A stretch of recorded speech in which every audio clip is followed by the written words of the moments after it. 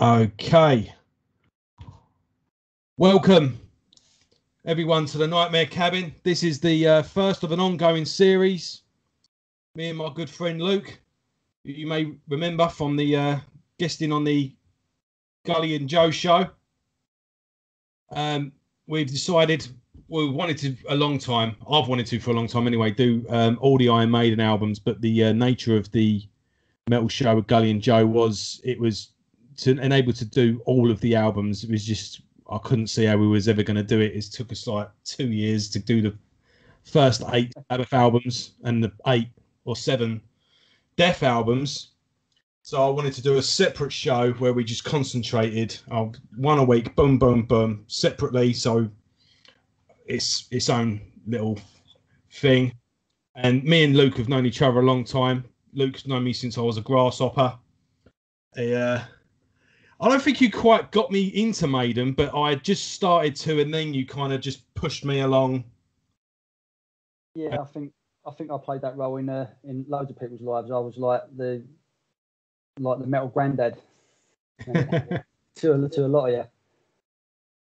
So yeah, this is a new series that we're going to be doing. We're going to do one album a week. We're going to be going through all the nooks and crannies as well, the solo albums, the side bands, and when we get there, we'll get there, and then that'll be it. We'll just close the book. So we're starting this week with the self-titled debut album. Before we get started, I just want to touch a little bit on the Soundhouse tapes. I've been doing a bit of reading over the last couple of days. I've been the official biography. This is a pretty cool book, actually. This is the Iron Maiden 80 to 81 by Greg Prato, and it just covers the Paul Di'Anno years. And I've got a couple of other book series which I'll go through as the series goes as we go on. I'm not going to sit and show everything. It's funny, just as much detail is on this recording as there is on some of the albums, I've noticed. What's your take on the Soundhouse tapes now? Fucking hell, I think I've only ever heard it twice. I've never sought out a copy, even at the height of me collecting picture discs and all that shit. Where's a legit copy? So I never really bothered, and I'm very much a guy who, probably a bit of fucking snobby elitist thing to say really, but I'm not a fan of production from that era. It winds me up how poorly produced some of these albums are, and I know it's unfair to compare them to now, so I never really sought it out. I sought it out to say, right, yeah, I've heard it, but they're very raw and not for my ears. You know, I much prefer the later, the versions on this album, and obviously the live versions as well, because they came into their own, because they were done. It was poorly produced, but I suppose it's a product of its time, really. Yeah, I mean, it is a demo at the end of the day. Yeah. You think it's the primitive versions of those songs. I think it's quite raw, quite energetic. It's quite nice to have as a collection piece or a completion piece, really. But no more, no less. I wouldn't have spent stupid amounts of money. I think I've had a look on eBay, and you see these some of them have like a certificate of authentication saying it's one of the original. I think they even made like a couple of thousands, and it was only for 5,000, and it was only mail order, wasn't it? Yeah, it was. Yeah. So yeah, and all that certificate of authenticity, that's bollocks. Just not worth the fucking paper it's printed on. Yeah, probably. Yeah, you're right there. So 1980, the greatest year of ever in heavy metal, according to some. You want to go through it? You've got the first Maiden album, first Angel Witch album. You had 2 albums from Saxon. You had Priest, British Steel, yeah. Heaven and Hell by Sabbath. Blizzard of Oz by Ozzy. Ace of Spades, Motorhead. Hell. Come on. I think that's pretty much about it. AC/DC, Back in Black. Yeah, Back in Black, yeah. I'm sure the Scorpions must have released something. Possibly, yeah. All the mainstays, weren't they? You know, so yeah. I got a funny story as well. Actually, before we come up, I'll put my Dance of Death t-shirt on from the Dance of Death tour, and I got that in extra large because they didn't have any other sizes on the night. That was a concert we went to. That was the first time I ever saw them live, by the way, and because it was XL, it was massive on me at the time. So I got my mum to sort of cut it up and sew it again so it fit a medium. Well, I've just put it on now, and I was like a heavy metal Winnie the Pooh. And taking it off, it was like Riggs in Lethal Weapon 2. It was like, pulled my shoulder out, getting it over. So this was produced by, I've got the thing here. Do you remember who this was? Will Malone. Yeah, and whoever the fuck he was. Yeah, and he doesn't come across. Yeah, not Martin Birch, who as a side note, they wanted but didn't think he'd touch them because he was a legend. And apparently he'd heard the demos and gone, I'd fucking love to produce this band. And it's one of them almost never happened sort of thing. Yeah, he sort of says, oh, the band said to me, did you work with Black Sabbath? And I said, yeah, but it turned out he did a bit of tracking on one Sabbath song, Sabracadabra. And he was like, and they took it as I produced the album, but I didn't, and I didn't. It's like, oh bollocks, you blatantly blagged it. Of course he did, yeah. Hottest young band at the time, and you thought, yeah, I'll have some of this. Yeah, I've got to admit, I'm not too fussed about the production, to be honest. I think the album sounds okay. Yes, there was a leap ahead on the second album, but that's pretty much, you can say that about any band, really. That's what should happen, you know. Yeah, I think. Oh, excuse me. I think I'm in the Steve Harris camp. I'm not a fan of the sound whatsoever. I mean, it sounds the way it sounds. It's iconic because it sounds that way. But, you know, the songs deserve better. Yeah. And it mars it for me. They do come across a lot better live. So. Yeah. Right, let's get... It is one of them things, you know, would they ever go back and redo it? You know, like it's one of them things that, you know, they're in a sort of position in their careers where they could do that if they wanted. But whether they do it or not, I don't know. Well, they kind of have, haven't they? Because they did record a bunch of songs. They did Charlotte the Harlot and Prowler on a B-side of one of the Seventh Son singles. I think it was Canopy Madness. They did them with Bruce and obviously Nico and Adrian. So it was only Steve and Dave who originally played on them. And they sounded all right, but because it wasn't the originals, it's a double-edged sword. You get a better production and you'll get current members doing it, but it's not the original, which is the one you fall in love with. Yeah, I mean, I have nothing against when a band sort of revisits an album. I've had this argument a few times with various people. I really like Anthrax's Tale of Two Evils. Yeah, I quite like Exodus's. It's not Blood in, Blood Out. That's the new album. What's it called? Yeah. I can't think what it's called, but I know when they re-recorded the re-recording of Bonded by Blood. Yeah, and Testament did it, didn't they? I just see it as them revisiting the songs. They're just they're coming full circle. Deadly, that's it. Yeah, that was best of the first two albums, wasn't it? Yeah. I just see it as I see it as a companion piece to the original album. It's the same with remakes of films. You know, you're going to be in the camp. You're going to have people who'll be like, yeah, you know, it doesn't bother me, or people are going to hate it on principle. You know, and it's like I'm with you. It's like it doesn't take away from what's there. Sometimes they sound better, sometimes they sound worse, but they're never going to take away from the fact you've got that original to fall back on. So exactly. I mean, maybe a remix or but then again, it's just I don't think it's going to please anyone at this point. I think it is what it is, and it was that. So let's get into the tracks. When they eventually call it a day, Steve Harris might go, you know what, fuck it. Let's. He's got some tricks up his sleeve, I think, for retirement.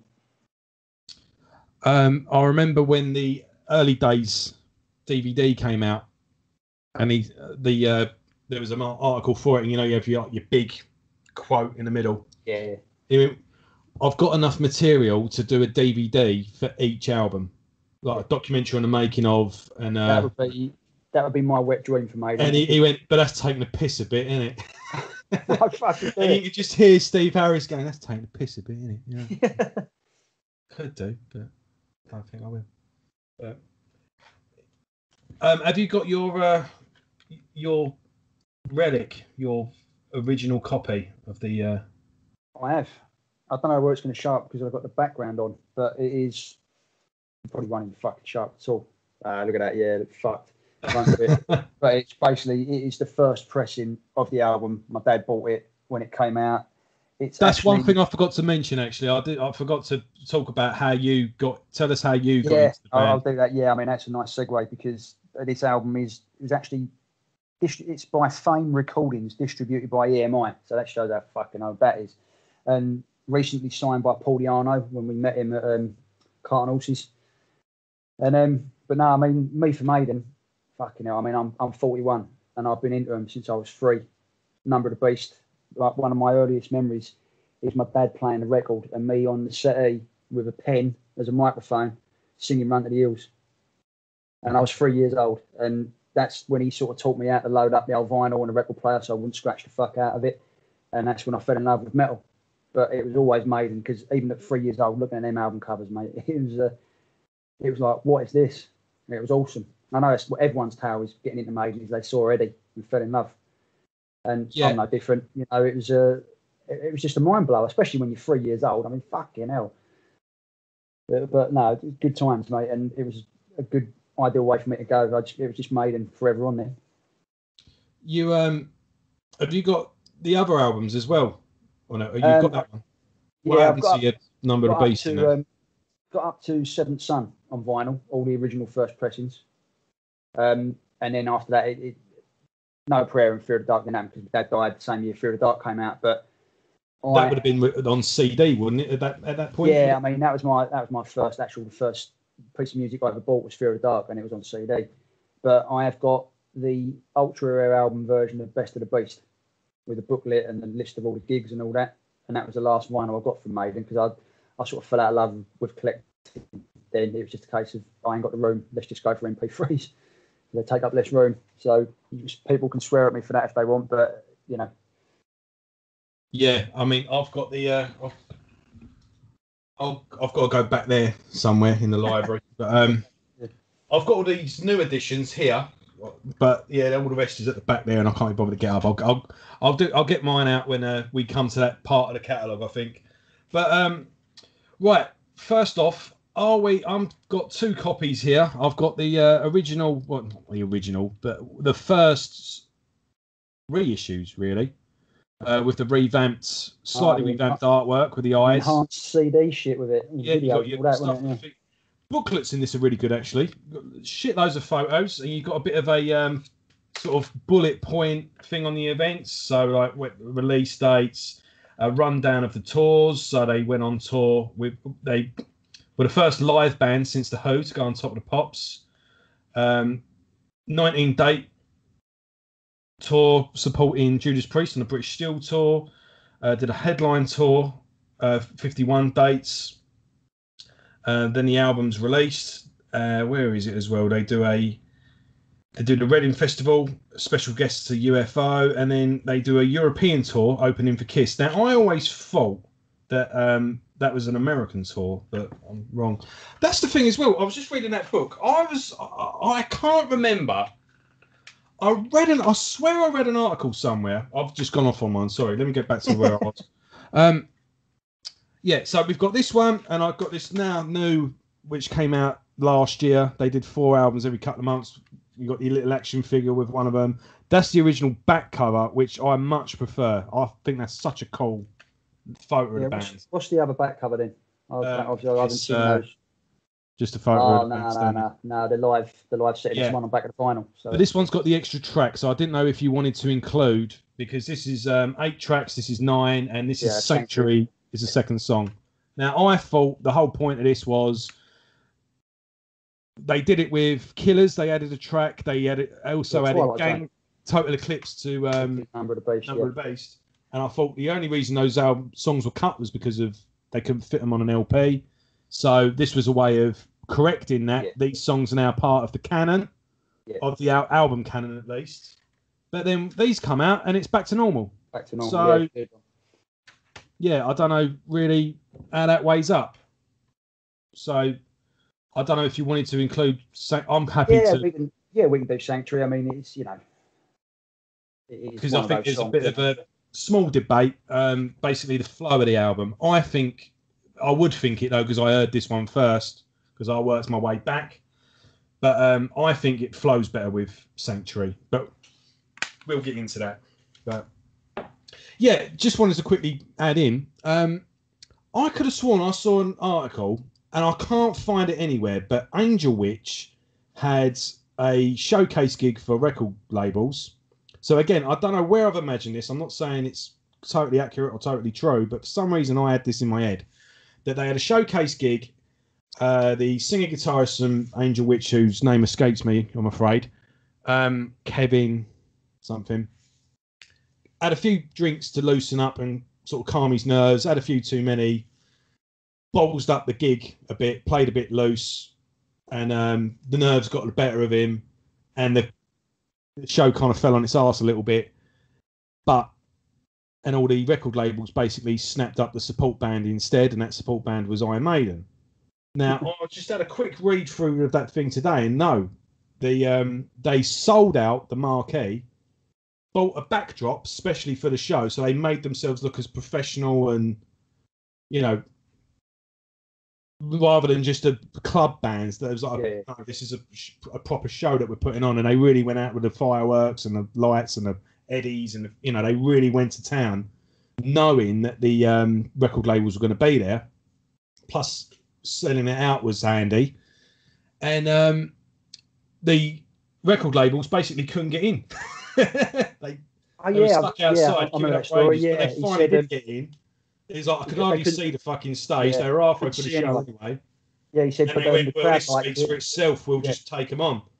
Yeah, that's the 12 wasted years. The 12 wasted years documentary. I don't know where I read that about Angel Witch. That must be bollocks, because that was never, well, mind you, not that they're going to mention it in any of their official. So where the fuck did I read it? Could be any. There's got to be something to it, isn't it? Because unless it was in Run to the Hills, because that was a waltz and all at the time. Yeah, I don't know where I imagined that, but anyway, so let's get into it. Prowler. Yeah. Talk to me. It's an iconic song. It's one of my favourite Maiden songs, and it's a fucking brilliant way to start an album. And for my ears, anyway, it's unlike anything that had come before it. You know, all this bollocks about Maiden were this ultimate metal punk fusion. That's bollocks. There's no punk in them whatsoever. You know, I hate that comparison as much as Steve Harris does. But I mean, as far as the song goes, it's so good. And I wish they'd play it live more often. I always imagined that the song title was a metaphor for the band, sort of prowling the old guard and ready to pounce to fucking take them down and announce they were there, sort of thing. Almost like, you know, a flash of jumping out the bushes, you know, just saying, right, we're here, deal with it, we're not going anywhere. And I think I don't know, I might be reading too much into it, but to me, that's how it is. They're like, we're here, and they're sounding so fresh. It's an awesome song. Yeah, I think it's quite a unique song for Iron Maiden as well, because they never really did anything like it again. No, he's unique. Yeah. I'm gonna argue a little bit with the punk thing, because I think they did have a punk edge, mainly, down to Paul Di'Anno. Yeah. I've read that argument, and yeah, I can see the merits of it, but let me make my case a bit further. I think if you look at the other NWOHM, is that it? No, BHM, yeah. And I always have to spell it out. Yeah. I think they were still quite stuck in sort of the glam rock a little bit. If you take like the Def Leppard demos, the early Angel Witch stuff, there was still that kind of raw edge to Maiden, and there was something a bit more dangerous to Maiden than there were a couple other bands of that time. Yeah. And I think as well, if you take the first Iron Maiden album, if you say you have punk and then you have thrash, so say the first Metallica album, yeah, worlds apart, but I think Iron Maiden is that bridge. It's a bit, yeah. And I think they are a bridge between punk and, say, heavy metal in the 70s style, Sabbath and Priest.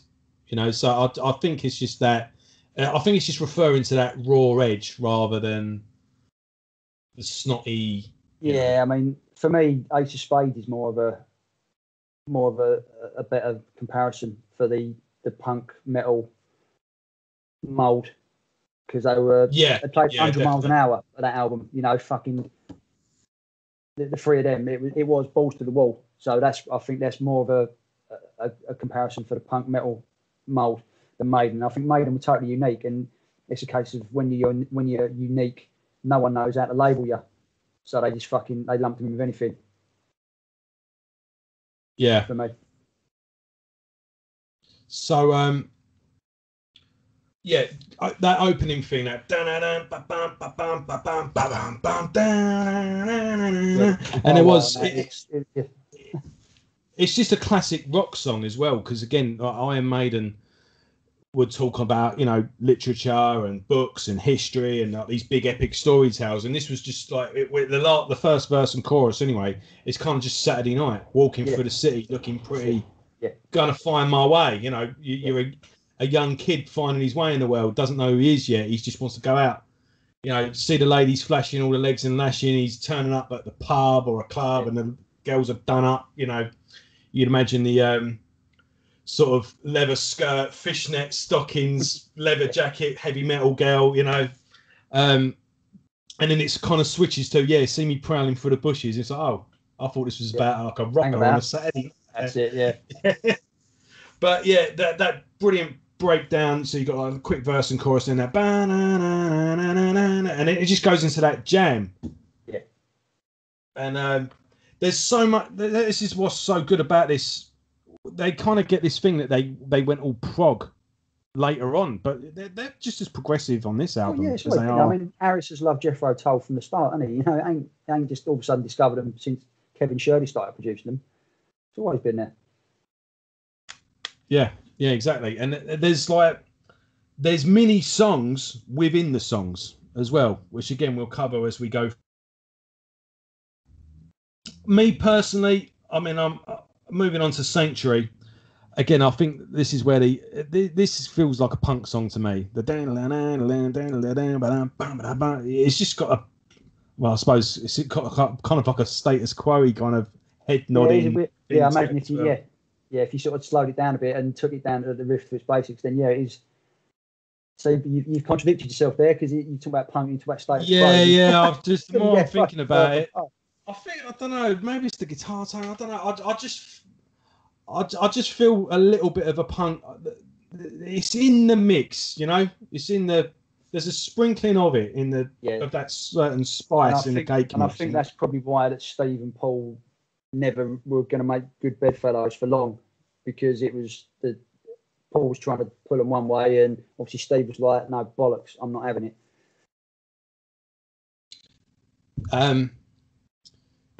Sanctuary, I think, is another good, you know, classic rock song. It's a song that puts me in a good mood when I hear it as well. When the band do pull it out of the hat now and then. I mean, last time I believe they did it was at the end of Rock in Rio. Really? Yeah, it's been a while. They must have played it since then, but it has been a while. I've seen them with Bruce. Yeah, I've seen them opening with that track before, though. Sort of on the Peace of Mind tour. There's one on the early days DVD. It's not a full set, mind, but that's the one. Gig in Germany or something, isn't it, I think. Yeah, but again, I think a good 1-2 punch, and then going into Remember Tomorrow. So you've got rock song. Now we've got a slow melodic song. Yeah, I can see that. Rather than Prowler straight into Remember Tomorrow, because it's kind of like rock. From, I can see why it works better. Yeah, and there you go. Here's something different. But for them to go, oh, here's something different, second song it kind of feels a little disjointed to me. Yeah, especially when they've included. We're going to come to it later, but when they included fucking Strange World on there, you know, I think if they wanted to keep to the 8 tracks, they should have dumped Strange World and put Sanctuary.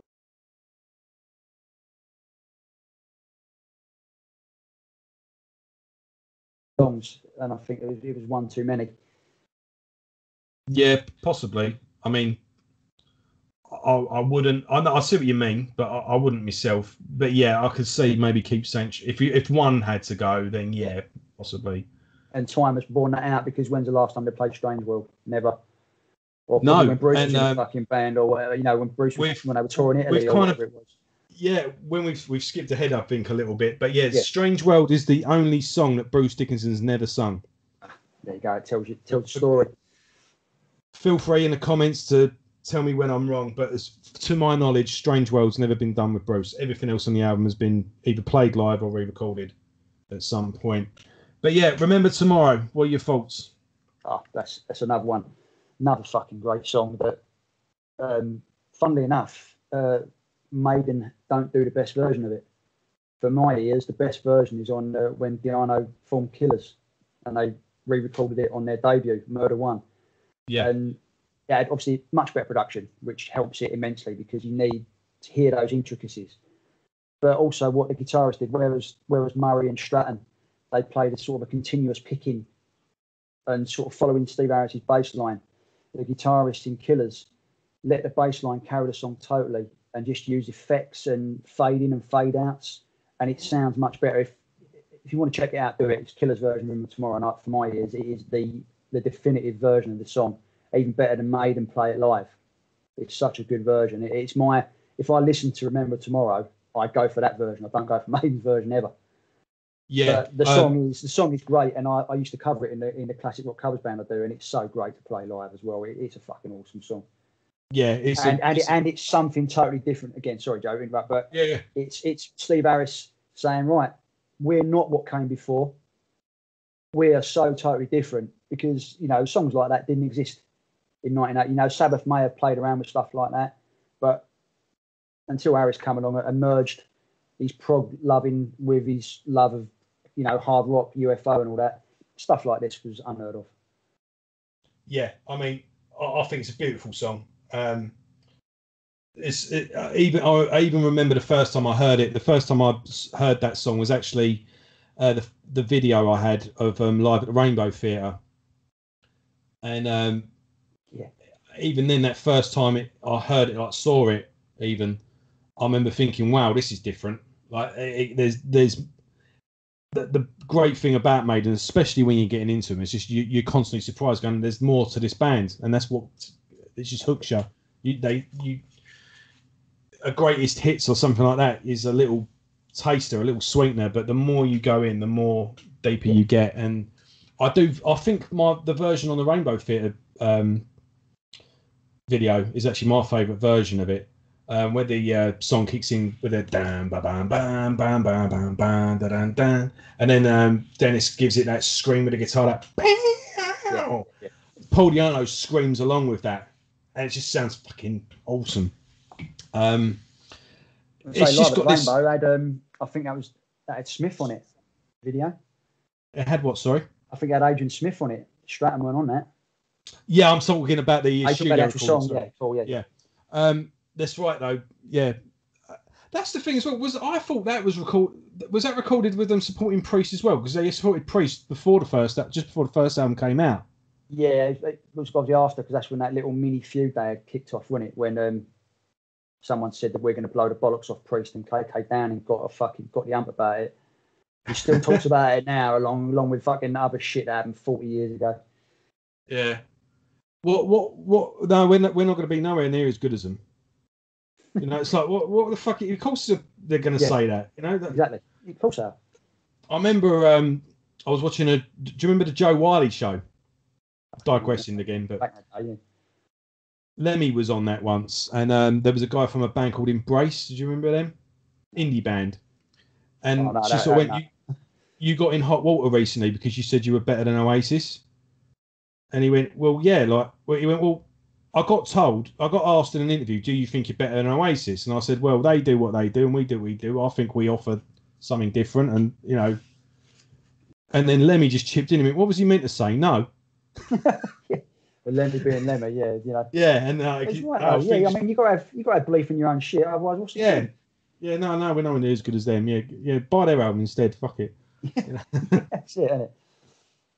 But crazy. But Remember Tomorrow's fantastic song. It when I listen to it, I still get this sort of vision of like either a sunset or a sunrise, but that like a blue sky while it's still dark, and it's just a peaceful, just a song that you can just sort of stare and go off on one a little bit. Yeah, it's great use of dynamics, and probably one of Paul Di'Anno's best Maiden vocals, I think.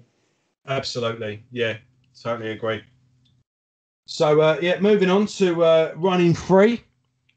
My personal thing with Running Free, it's a great song. Again, it's one of those songs I'm automatically in a good mood as soon as I hear it. But it's a very simple structure. In this book I'm reading today, Paul Di'Anno said it was pretty much him that came up to it. He had the idea, and then Steve kind of built the all around it. So I think he came up with a vocal. Take that with a pinch of salt. Yeah. But he did. He said he basically based it on Gary Glitter's Rock and Roll. So that dun, dun, dun, dun, dun, dun, dun, you know, it's like the drum beat to begin with. But Jeff Walters from Annihilator sort of chipped in something I was kind of thinking, and then when he said it, I was like, someone agrees with me. Was he says you have songs where you really think about, and you really are like, these are the songs that we are. Like, this is what we are capable of. This is our, offering to the world, sort of thing. It says, and then you have songs that are just jam songs. Some songs are just fun to play, and they're simple, and you just kind of jam them out just to fill some time. He went, but funny enough, those songs always seem to be the ones that go down the best live. And I think Running Free was one of those songs. It was probably one of the songs that they spent the least time on, but with the the build up and the real sort of easy chorus, really. I'm running free, and then they make it fucking drag out about 15 minutes sometimes with the crowd participation. They do the old band introductions and all that. Yeah, and I think it's one of those songs that's it just works really well. It works sort of. It's a live song, and it's for the gig. It's not the best written song. It's not the best track for them studio wise. It's as simple as it comes, especially like if it's the fourth track on the album so far, say. But I think you know where I'm going with this. So I'll pass it over to you. Yeah, no, I mean it's one of my favourite Maiden songs. I love playing it, being a drummer. It's a great beat to play. Clive Burr excelled himself on this one, but it is. You can tell Steve Harris this is not a rip-off, but a homage, as Spinal Tap would say, to Radar Love by Golden Earring, which was obviously Steve's favourite band. If you play that song, it's Radar Love's got an intro, but then after about 25 seconds, and it's like fucking Steve had his Golden Earring head on when he wrote that. It's like he's trying to pay tribute to his heroes. Yeah. But it's a great song. It's a great song, and it's a much better. It's the ultimate for me. It's the ultimate Maiden set closer because it's full of balls. Recently on Legacy of Beast tour, they ended on Run to the Hills, and it's such an energy killer. You've got your fired up from Hallowed and all the rest of it, and then it comes in with Run to the Hills with this crap drum beat, and it just kills it. But if they'd have gone straight into Running Free, it's an up-tempo beat, and it carries the energy. And it's a great way to end because you've got crowds sing-alongs and everything. And it's a testament that 40 years later, it's still one of their best songs for my ears anyway. So simple, but so fucking good. Yeah, exactly. And you can just, I'm running free, bam, I'm running free. Exactly. Yeah, this side. Exactly. You, and then and then just that last chorus where everyone's going. Amazing. Fucking phenomenal. So, right, Phantom of the Opera. Well, do we need to say any more? It's just one of them, I want that on the gravestone. The only Maiden song we have advertised Lucasade, mate. David Thompson drinking it. I don't know if you ever saw that advert. I've never saw it. I've read it. It's been referenced in a load of different magazines. And I don't think I've ever seen it. I'm sure it's on YouTube somewhere. It is. He's on the starting blocks, and I think he's drinking Lucasade, and you've got fucking Phantom of the Opera in the background. It's hilarious. these things that you never think you'd see or hear in the same sort of thing, and like David Thompson and Iron Maiden, this quality.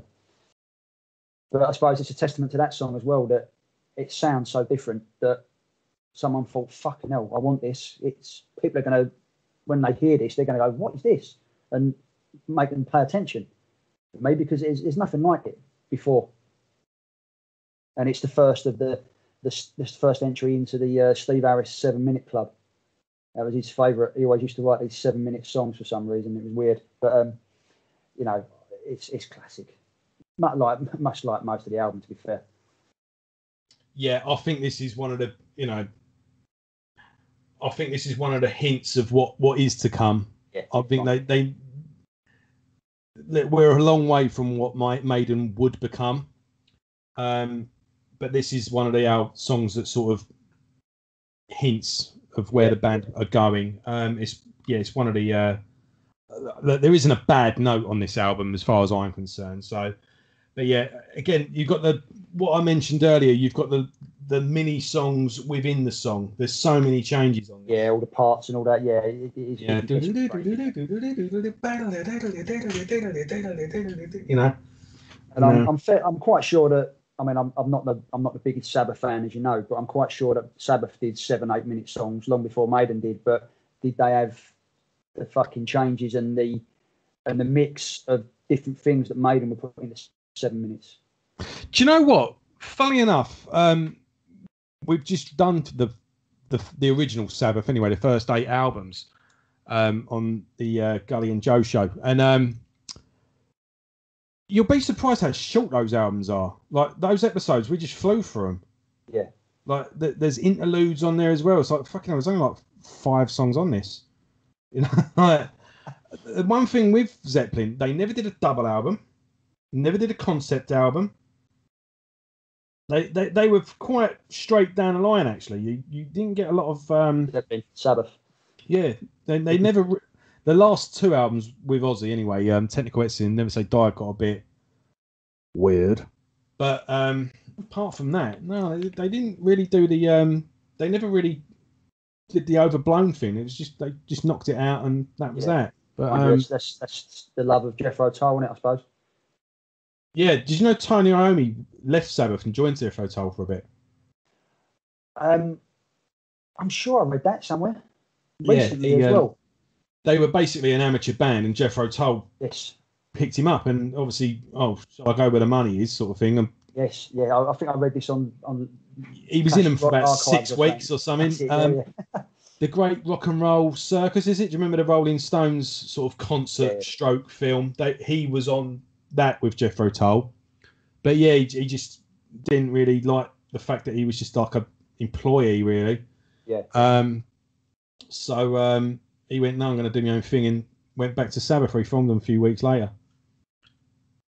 What a bad move. And the rest is history.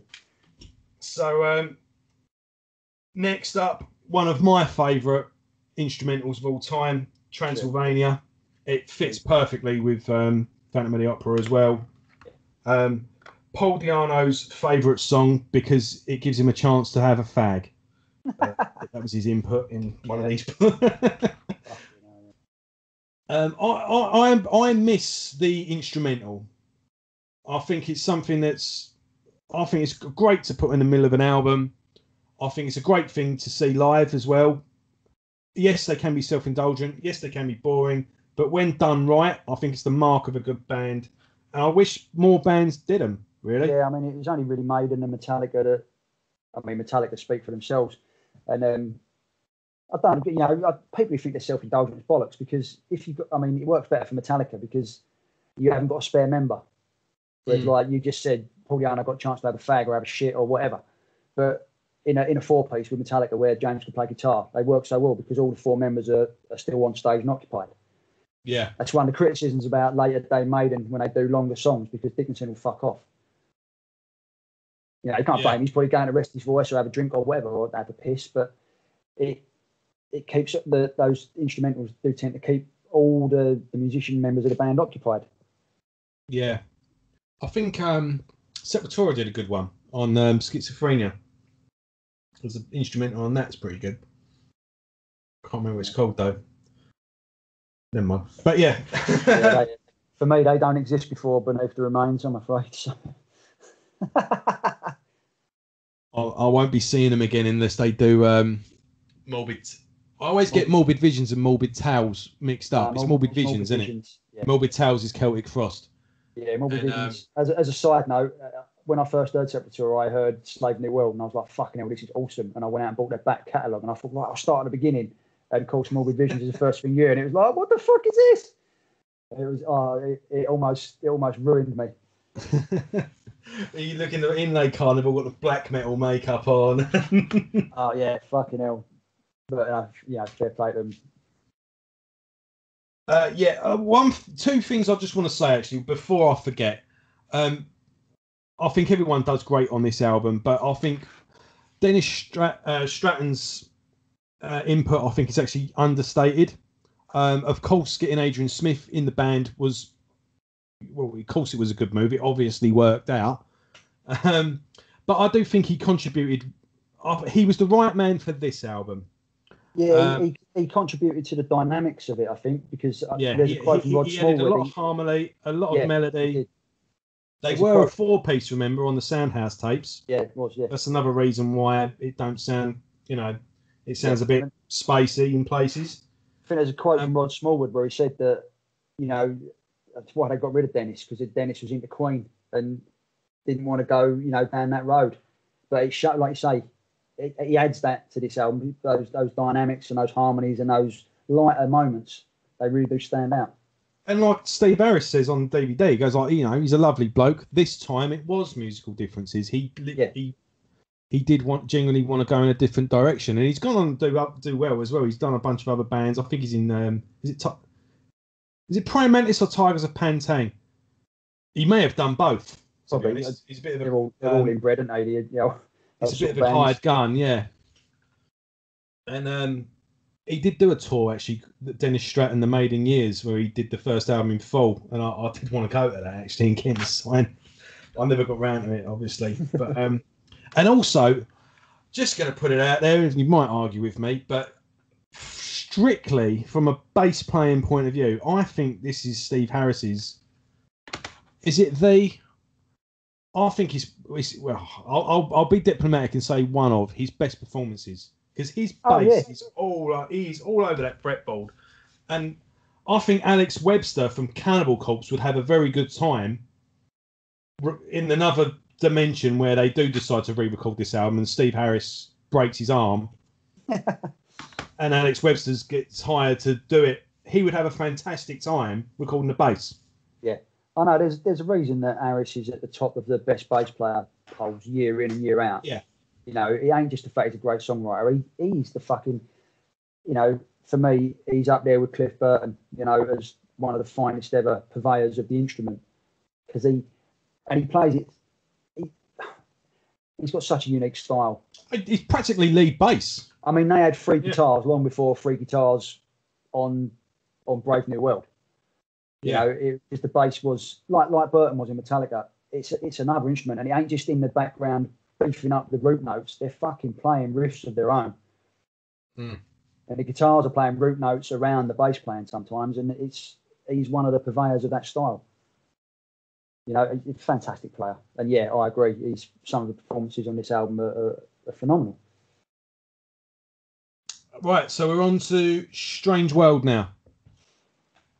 Sort of the little brother to Remember Tomorrow, I suppose. It doesn't quite have the same.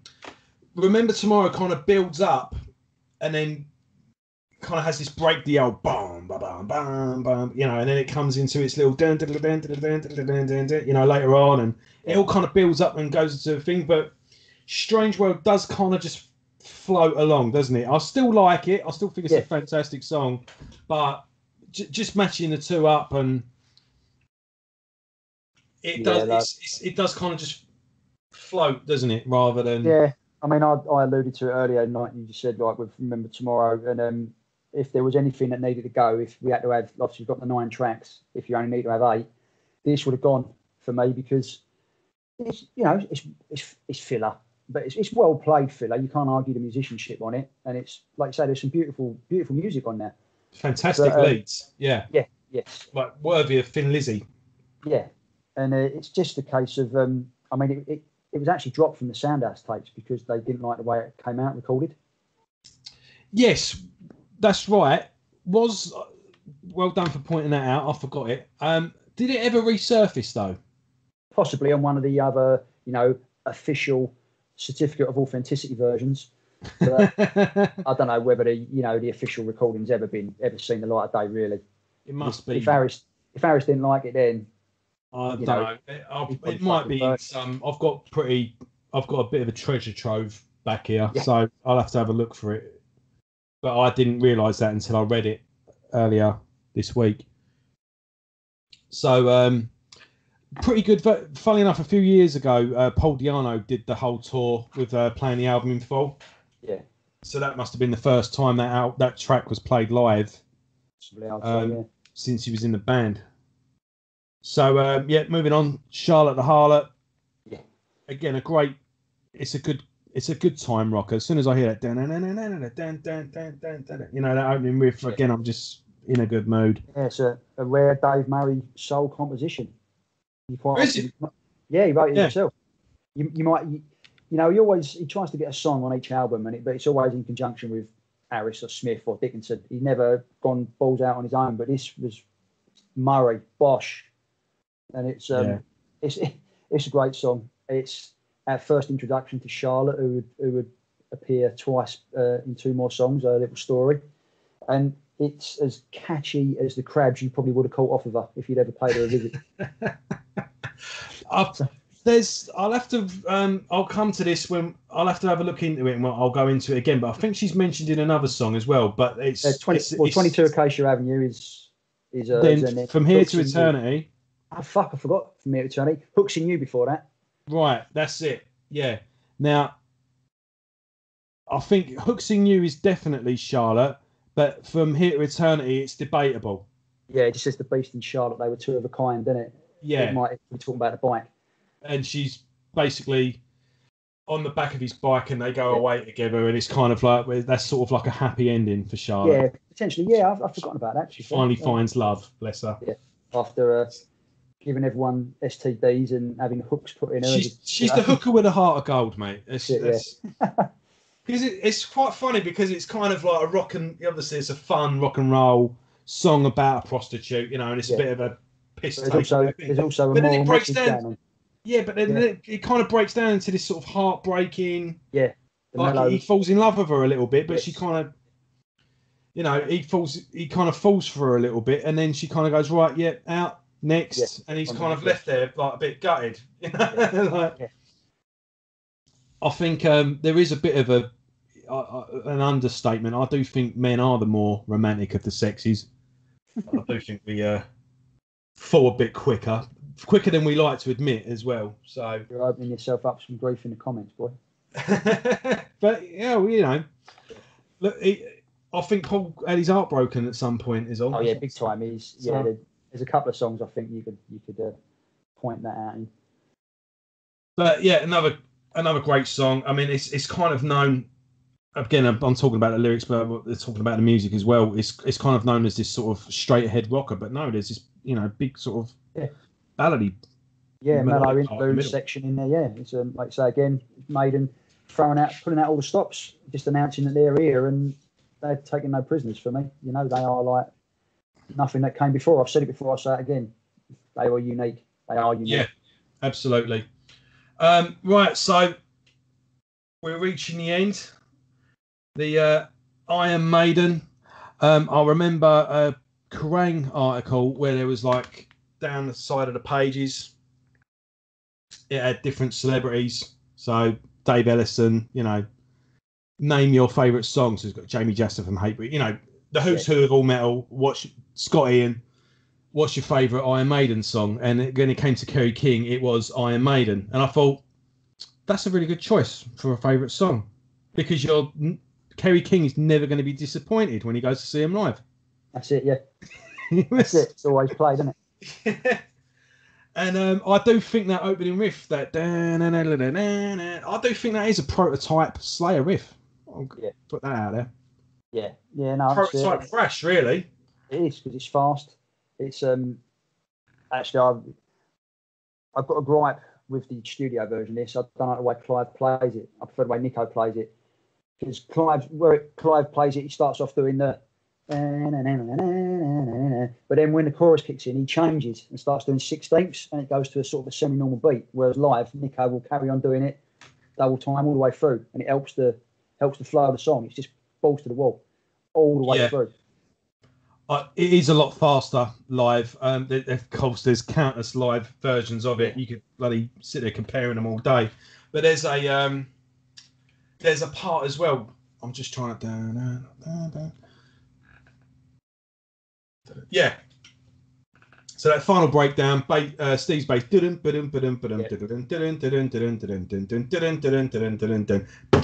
bam. Nico does that faster. He literally does a machine gun. You know, he just it's so fast, and he's a bit, and then that's it. With that being said, though, I do love Clive Burr as a drummer. I do think his best is yet to come. I think Killers or maybe Number of the Beast is probably his better performance. Yeah, I've got a love-hate relationship with Clive Burr. There's no doubting he could play the fuck out of that kit. No doubting that. You know, he was a fabulous drummer. He's the speed that he got his arms going with his cymbal work was phenomenal. But I hated his parts. I never liked what he wrote, ever. It was undoubted his talent and he could play the drums, but I didn't like the way he wrote. And I fell in love. I've got more appreciation for the songs off the first 3 albums when Nico plays them. Because Nico obviously didn't try and copy what Clive did. He didn't. No. And he said, I'm not going to do that. You know, it's not how I work. I'm not going to copy what's gone before. I'm going to use it as a basis because I'm going to honour it, but I'm going to put my own stamp on it. But yeah, I'd say I never loved the way Clive wrote, ever. I'm not disagreeing with you. I just think when you play a song, as faithful as you are to the original, once you've played it, I mean, how many times has Nico played Iron Maiden? Hundreds. Yeah, exactly. Or Run to the Hill, or Number of the Beast, or even, for fuck's sake, Harlot Be Thy Name. Yeah. Whatever that, any of those songs, once you've played them 500 times, you're inevitably going to do something different. You just are, So I think it's maybe come with time. I reckon he probably stuck to it to begin with, and then just over time. It'd be interesting to watch some gigs from the Peace of Mind tour, from the World Peace tour, and see how he did do them, because obviously they were fresh songs still. I wonder if there is a live album I mean, obviously, Live After Death was the first proper live album, but there must be some recordings. Yeah, I think there is. It's that gig in Germany. I think it's on the early days. Yeah. Full gig, I mean, though. But, yeah, to be continued. We'll look into that. There's got to be something. But, so that's the first album. What your final thoughts, your conclusion, and your score at the end? Yeah, I mean, it's a classic. It's iconic.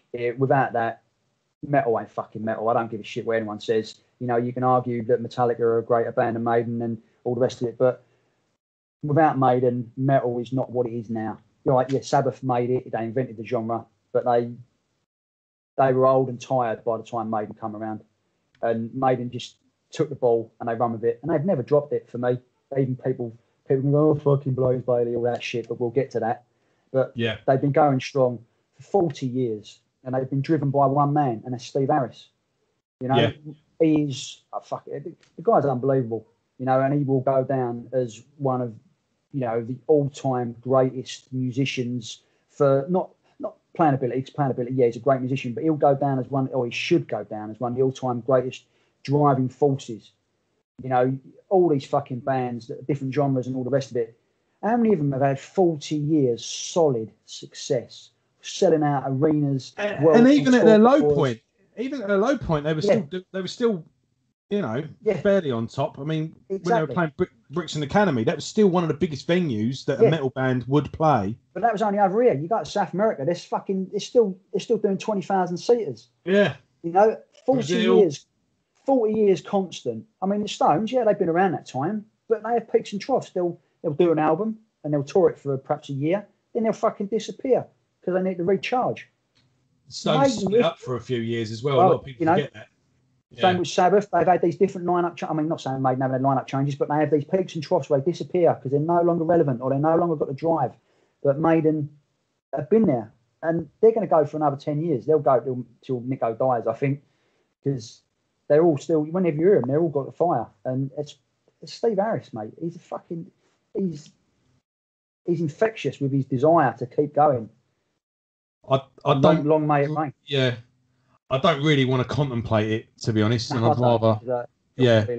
I think if Nico steps down, they will carry on with Nico's blessing. I think if they included him in the selection of a new drummer, and he was happy to pass, he picked.